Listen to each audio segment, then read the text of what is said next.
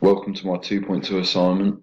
In this section, I'll be going through my second client's data for the test that I carried out on him. So as we can see, my first test of the heart rate check, my client's heart rate was 83. That's his resting heart rate. So he had 83 beats per minute, and we can see on my normative data chart below that that's in a normal range for an adult.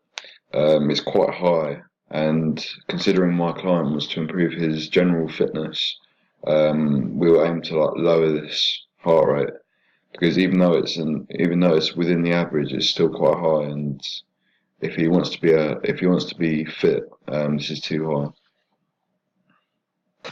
The second test I carried out on my client was the blood pressure check. This is where I strapped a blood pressure monitor onto his arm, and it took his results. So I got two results from this: the systolic blood pressure and the diastolic blood pressure.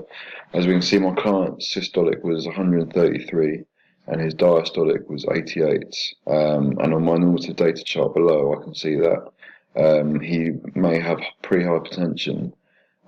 This isn't dangerous yet, but it needs to be kept an eye on, as this can lead to high blood pressure and it can cause a higher risk of heart problems and other conditions and diseases.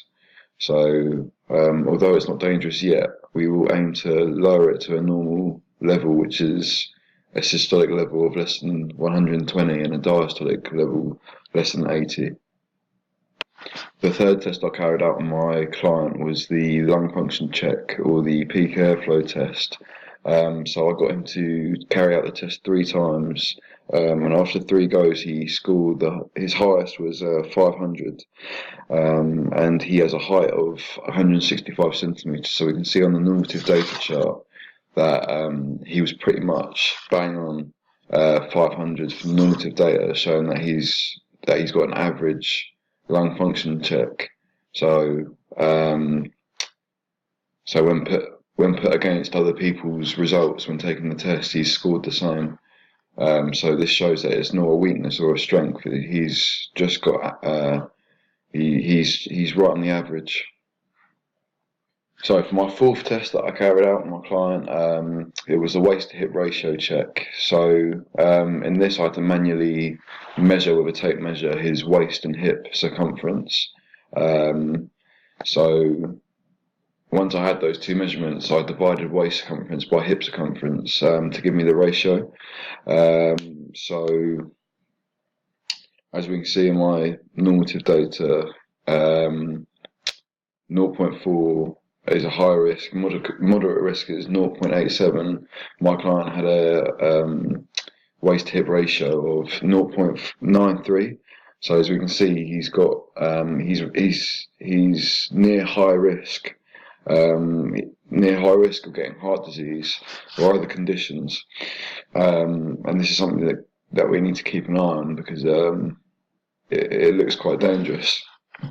But a thing to consider with this test is that it can come down to human error, where someone is taking the measurements of the waist and the hip, and they put the tape measure in the wrong place, so they're in fact measuring the wrong section. It can create results that are not totally accurate. So this suggests that he is unhealthy, and there is something that needs to be done. But at the same time, you can't take it too seriously because you have to account for human error while taking the test. Now, moving on to my next section of my assignment, I am going to be comparing my client's data with normative data. So, as we can see, I've got my client's data at the bottom and my normative data chart at the top. So we can see blue is diastolic blood pressure, orange is systolic blood pressure. So as we saw before, my client is in maybe in stages of pre-hypertension, which is it's not dangerous yet, but it's an indication that he needs to lower his he needs to be doing things that lower his blood pressure, as he may become into hypertension and high blood pressure, which where it may become dangerous, and he may develop conditions such as heart disease and so on. So he needs to keep an eye on that, and I'll talk about that later with his recommendations. Moving on, my next normative data comparison is for heart rate. So you can see on my left, I've got my client scores, and on my right, I've got my normative data.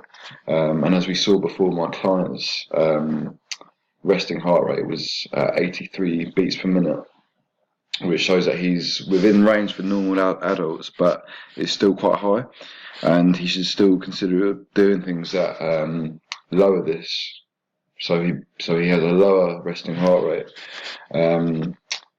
Once I recommend him stuff to do with his fitness, I think that his heart rate will lower, because he's living quite a sedentary life at the moment, where he doesn't get much exercise, and this is probably the cause for his high heart rate. So once I recommend activities for him to do, I think this will lower. So this isn't too much of concern, as it's still in the average range for a normal adult. My third comparison is my waist-hip ratio test. So as we can see on my left, got my client's results, and on my right, got the normative data. And as we saw before, my client had a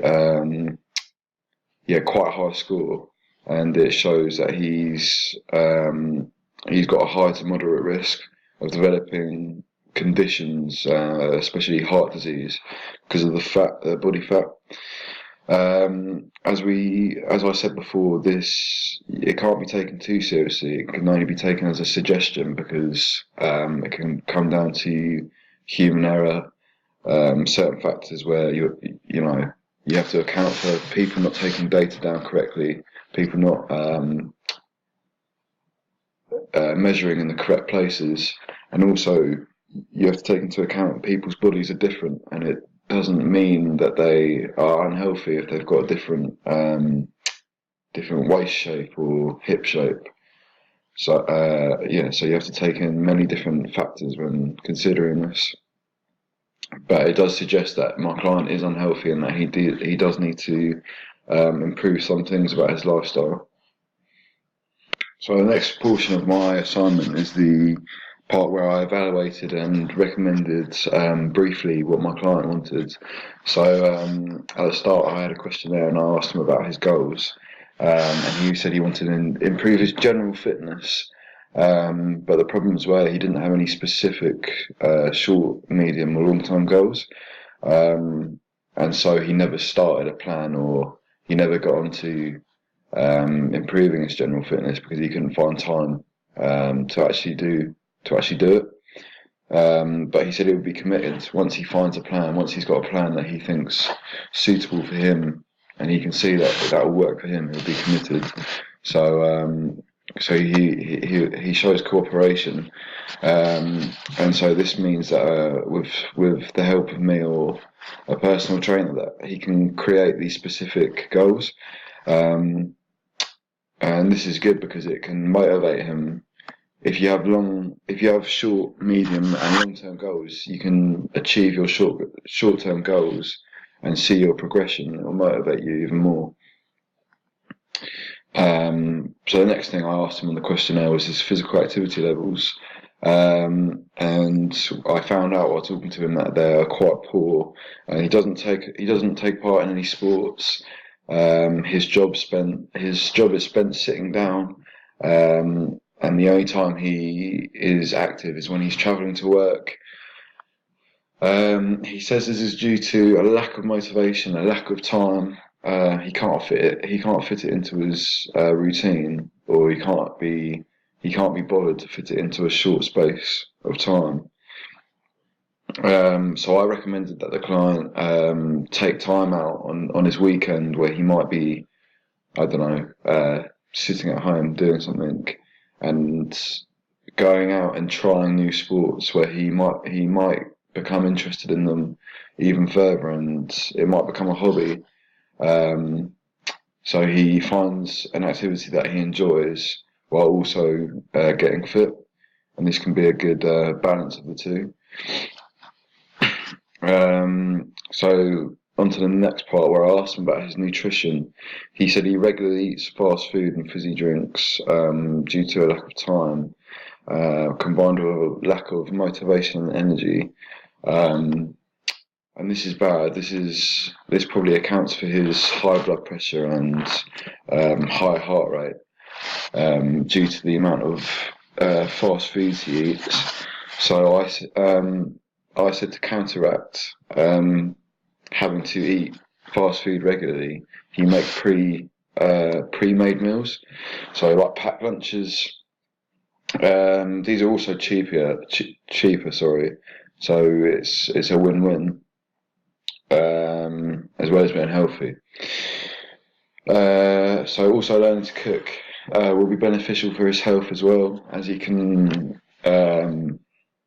as he learns to cook, he can create meals that are healthier and they also taste better. He might also enjoy the activity of cooking, and it might become another hobby for him. Yeah, but the pre-made meals are the main thing. As he said, he doesn't have much time. So if he pre-makes his meals, he doesn't have to take time out of his day to make a meal and to cook it. He can just take it on his way to work, or eat it on his way back, or whatever the situation is. So I asked him about his lifestyle and what it was like. Did he get much? Was he active that much? And he said that he lived quite a sedentary lifestyle due to his job, which took up most of his time, and he sits down during his job. But he said he enjoys going out with his mates.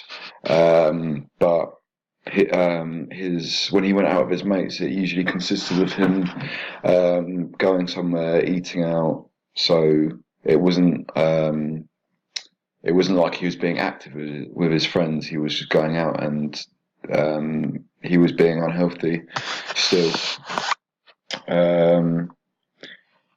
He experiences stress as in his job, because he has to interact with people that are feeling a range of emotions. Like they might be feeling angry and stressed, and this sometimes gets imprinted on him if he can't control the situation. Yeah, so that seemed like a big thing. So I recommended to him that on his weekends and his free time, that he finds other activities to do, such as a sport or going to the gym. This helps his overall target of getting fitter, but it also can be better, and a stress relief to play a sport. Can be an outlet for him. And also, it'll be better than going out with his mates and doing unhealthy things. And he can possibly get his mates to do the same things that he's doing, so that he can still be with his mates and also play a sport that he enjoys, and he can get his mates to become fitter as well.